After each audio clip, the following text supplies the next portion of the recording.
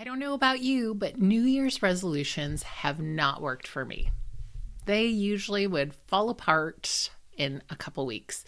But what has worked for me has been a game changer, and that is choosing one word. One word has helped me personally and professionally. And one of the things that I know is that I think it can change your life too. So let's talk more about one word in today's show. In our most sleep-deprived moments, our children will teach us exactly what we need in order to learn and grow into who we were created to be. These are the loving lessons we will learn whether we were wanting to or not. I'm Irene, your sleep coach, and I'm on mission to educate parents on how to help their young children sleep. Welcome to the journey. Welcome and Happy New Year. And of course, we're a few days into the new year, and this is one of my things that I've been working on is as a recovering perfectionist and people pleaser, being okay that it's not on time. And it's never too late when it comes to thinking about our goals for the year. And so one of the things I wanted to share today on the episode was talking about choosing a word that's going to be the theme for the next year. And so I wanted to do a podcast forever. It's actually been on my heart and something I've wanted to do forever. I actually ended up doing a podcast interview for another group that I was a part of rather than working on my own podcast. And a lot of this was because I was so nervous. And so I'm grateful that I had the chance to do a podcast series for the Parent Advocacy Resource Team. And it really was kind of that baby step to get me going. However, I'm super excited to say that last year, my word of the year was courage. And I had the courage to go ahead and take that leap of faith and go ahead and just put a podcast out there. And I'm really excited and really nervous all at the same time. And I wanted to hop on and talk about goals because a lot of times we think about goals, especially when we're thinking about work life, right? We may have work goals, but I think about, do we have personal goals? Do we have parenting goals? And, a lot of times, like all of a sudden, if I start to write down all the goals I would have, it can feel a little bit overwhelming. So the one word challenge has been a game changer for me in the past few years. And I do want to share with you that my word of the year last year was courage. And I thought this podcast was going to come out last week, but I was sick and I was like, well, you know what? Now I don't have to do it. But that reminder of my one word helped me get back on track to remember, nope, you're going to have the courage to put it out there. And so it's scary and it's hard, but it's worth doing. And sometimes the only way through it is to actually do it. And so, today I want to talk about 3 things when it comes to choosing a word that will help you as you think about maybe your personal or professional goals. And I do think that this helped me the most in my parenting because, the first thing I wanted to share with you is when it came to picking my word, it was really about preparing my heart. How was God going to use me? What was he going to teach me and stretch me with in this next year? And, there were a couple key questions when it comes to picking that one word that came up for me. It was thinking about, who do I want to become? Because one of the things that I started learning in my sleep coaching journey when I was sleep deprived was like, how was I showing up for my boys? Who was I becoming? And what did I need? And what was in my way? So those were some good key questions. Who did I want to become? What do I need? And what was in my way? And here's the thing. I actually found having the one word helped minimize my decision fatigue because it just helped me make a decision. It helped me circle back to whatever the word was and stay focused. I'm a recovering people pleaser and perfectionist. And so the indecision was exhausting around that. And so the one word would become my mantra. And I would be able to say, like, is this the time that I'm actually being courageous? If I'm using last year's word, am I showing courage right now in this moment? Or what can I do to be courageous? And so by using that one word and thinking about questions, it was easier to make decisions, whether it was in like my marriage, with my finances, within my business, and even parenting my boys. And so in all those ways, it was like just like this anchor lesson that I have. And it was also a quick and easy prayer. Sometimes the prayer was like, God, give me courage. Help me be courageous right now. That was it. Quick and easy prayer in that moment, especially when things seemed kind of nerve-wracking and scary. And, again, for me, it was hard to stay focused sometimes. Sometimes I would forget, like, what did I promise I was going to do? What did I say? Like, what did I write down? And this one word, having it just around me in different places and just kind of thinking about it was a way to circle back to what I was really working on in that year. And so the first thing you're going to want to think about when you're coming to that word is thinking, how are you preparing your heart and your mind as you're going through this? What are those key questions? How would you answer them? Like, what is that one word that's going to help you get through the year? The second thing I'll share with you is that there's a journey to discover the word. It becomes the theme of the year. It becomes the one word or maybe even phrase, because, sometimes people say, well, can it be a phrase? I think it can. I think it can be whatever you want it to be because it's your word. And so my word last year was courage. And so, if I started to overthink it, sometimes I'd be like, well, is it courage or is it courageous? How am I going to use it? And then I was like, just stop, Irene, just stop right there. Because if you're like me and you overthink things, then it takes away from what we're really trying to get accomplished. Is just to stay focused and take a next step, a leap of faith to become the person that we're designed to be. Who were we created to be, and how are we showing up with our loved ones, with our friends, with our family? So as I thought about how am I going to discover the word, this is actually a process I start in December. Now, I know that you're hearing this in January and you're like, well, maybe I didn't even think about having a word. I don't know that I want to have a word. You don't have to pick one right now. It can take a couple weeks to mull over and think about. Some words I've had in my past. I started this in 2015 and, I had bold and listen and lead and hope and faith and trust and courage. Those were some of the words. And this year I was like, oh, what's that one word? And so, oftentimes when I get quiet, it would kind of come to me and I would actually already have the word.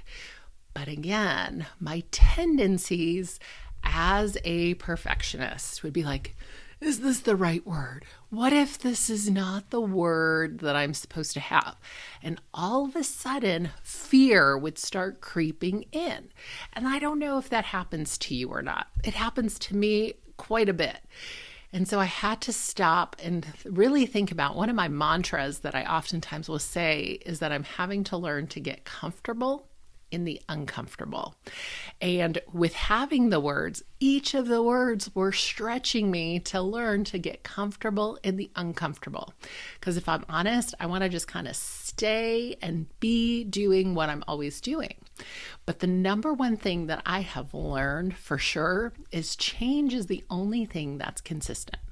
And we can only guarantee that things will continue to change. And that's really hard, especially in parenting, because I see that with our little ones. A lot of times they're growing, going through developmental milestones. And when it comes to sleep, a lot of times we're like, okay, yes, I've sleep coached my child. We've got it. We did it. And then they grow or they get sick and then you travel and things fall apart. And so sleep is not perfect, but we get comfortable So one of the things I've had to learn is like, how do I get comfortable in the uncomfortable? How can I work with that change? And that's actually where that one word, discovering what was that word, how was it going to lead me through the decisions that were going to come up day to day, whether it was at work or with my children. And so, one of the things I do want to share with you is that sometimes when it would come to picking my word, I would just sit there and I'd be like, I don't know if I really want to be tested like that. Because one of the things I've learned as well is that I'm going to be challenged. I'm going to get uncomfortable and grow because of the word I chose. And we're going to grow whether we wanted to or not. It's just a matter if we're going to be intentional about it. So when we can be mindful and intentional, it makes a huge difference. And so one of the things that, again, that fear would creep in, having my one word and breathing love into the situation, saying like, nope, we're going to make this happen. Like, this is what we're going to do. Good things are coming. And so again, I like to say mantras because they help me get refocused and back on track.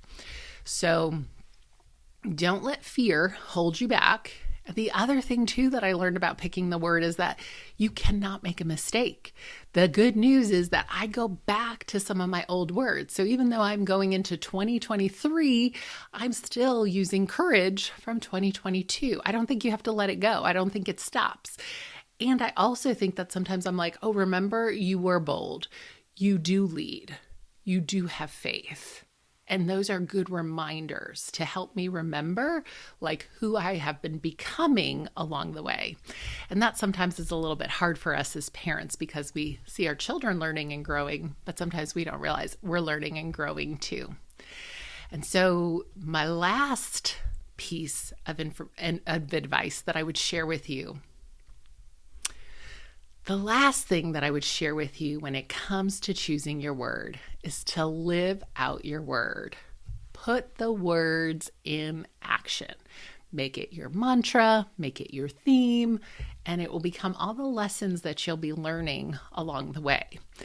And this is actually, one of the things I often will start thinking about when it comes to choosing my word is like, what am I asking others to do that I'm not doing? Where do I need to grow? How am I becoming the person I want to be? Like, who did God make me to be? How am I showing up for that? And so a lot of times I'll ask my clients to do things and then I'm like, I need to check myself. Am I doing that too? And so I really like to practice what I preach. And so by choosing the one word, like courage, it's stepping out, being courageous. And, sometimes that looked like saying something that was really difficult, being direct. Sometimes it was saying things that were not popular. And, those were really difficult lessons in 2022, but I see how much stronger, how much better I am on the other side. And, again, I started thinking about what's my word going to be. And so I have landed on the word celebrate for 2023. And, I think about it like, am I going to be celebrating myself, celebrating my business, celebrating my family, celebrating others? I don't really know yet what that's going to unfold and look like. But I do know that celebrate has been the word that has been coming up for me time and time again. And I'm kind of curious to see where it goes this year. And that's the other fun part about choosing a word is sometimes it doesn't go according to how you think it will go. And that's the beauty of it, I believe, because I think it becomes this one word that leads and guides us into becoming, again, who we were made to be. So I hope that helps you as you think about how you're going to prepare your heart and your mind as you're picking your one word and how you're going to discover your word. And then, of course, decide to live it out. One of the things that I really love doing is hand lettering. And so taking the time, and I sometimes just hand letter my word over and over, just like on a scrap sheet of paper, on a Post-it note, on an index card. And then I'll sometimes tuck one into my purse or my bag. So then when I get in there, I see it. It's also on my mirror in the bathroom, so I can see it. And so it's important to kind of have that word around just as a reminder and use the word as it comes up. So if you are on the fence and you're like, I don't know if I'm going to have New Year's resolutions, I've given that up. If you're like, I don't know about this one word thing, I would encourage you to give it a try. What do you have to lose? You know, sometimes you might pick a word and kind of see where it goes and where it leads you. And, you know, I think the other piece too about sharing what that one word is, I was like, oh my gosh, I'm putting it out there. I don't even know what it means, but I'm putting it out there. So that's really scary. And so one of the ways I'm working on my perfectionism is to just put it out there, be done with it. Like, yep, it is what it is. I don't know what it's going to look like. And so be it, and be okay with that. And it's accepting the fact also that it's after the new year, because I used to be like, well, it has to be by January 1st, or like, if I didn't do it by this, then I would sabotage myself and be like, well, then I'm done. I can't do it. I have to wait until the next year. So the good news is that you can be flexible, you can pick whenever, and I would encourage you to go ahead and make a commitment. Say it out loud, and also put it down in the comments. Share your word or email me your word. Tell me what it is. And the thing about when we write it out and we tell somebody is that it makes it real. It allows us then to take action. And that's going to help us live out that word. So I can't wait to hear and see the loving lessons that you're going to learn in 2023 as you prepare to take on and maybe pick one word to lead and guide you. Thanks for tuning into today's show. You can see all of the details and show notes below. And as you go out into your day, I hope that you'll make it your mission to be calm, confident, and rested as you lead today. Sweet dreams.